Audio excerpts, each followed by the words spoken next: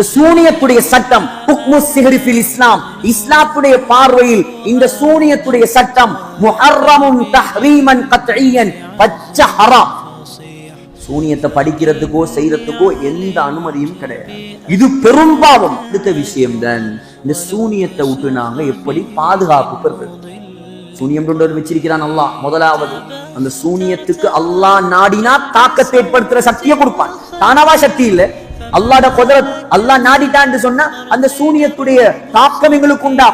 அடுத்தது சூனியத்துடைய சட்டம் என்ன, பெரும் பாவம். அடுத்தது இந்த சூனியத்தை விட்டு எப்படி நாங்க தப்புறது. முதலாவது அத்தமஸ்ஸுகு பில்லாஹ், அத்தமஸ்ஸுகு பில் ஈமானி பில்லாஹ். அல்லாஹ்வுடைய நம்பிக்கை உறுதியா இருக்கு. அல்லாஹ் ஒழுங்கா நம்பணும். எடுப்புலயே ஓடுறல அந்த வைத்தியரையும் இந்த பரிசாரியும், அந்த பரிசாரி வரை வச்சு சம்பாதிச்சிருவார். ரெண்டாவது காலை மாலை ஓதக்கூடிய திக்ருகள், ஔராதுகள் ஸல்லல்லாஹு அலைஹி வஸல்லம் சொல்லி தந்திருக்கிறாங்க. அதுகள்ல பேணுதலா இருக்கு. மூணாவது எங்கட வீடுகள்ல சூரத்துல் பக்ராவை ஓதி வரும். ஏன் இந்த சூனியம் இருக்குதானே, இந்த சூனியத்துடைய அடிப்படை சூனியக்காரர்களுக்கு உதவி செய்யற யார் தெரியுமா? சூனியத்தை பழிக்கிறதுக்கு, சூனியம் வேலை செய்யறதுக்கு சூனியக்காரர்களுக்கு முழு உதவியாக இருக்கிறது ஷைத்தான்களும் கெட்ட ஜின்கள். ஸல்லல்லாஹு அலைஹி வஸல்லம் சொன்னாங்க, இன்ன ஷைத்தான யஃபிரு மினல் பைத் அல்லதி துக்ரவு ஃபீஹி சூரத்துல் பக்ரா. எந்த வீடுகள்ல சூரத்துல் பக்ரா ஓதப்படுமோ அந்த வீடுகளை விட்டும் ஷைத்தான் விரண்டோடுகிறார். நாலாவது தான் அஜ்வா ஈச்சம்பழம் சாப்பிடுறது. 200க்கும் மேற்பட்ட வெரைட்டி சவுதியில விளைஞ்சிருக்கு ஈச்சம்பழம். 200 வகையான ஈச்சம்பழம்.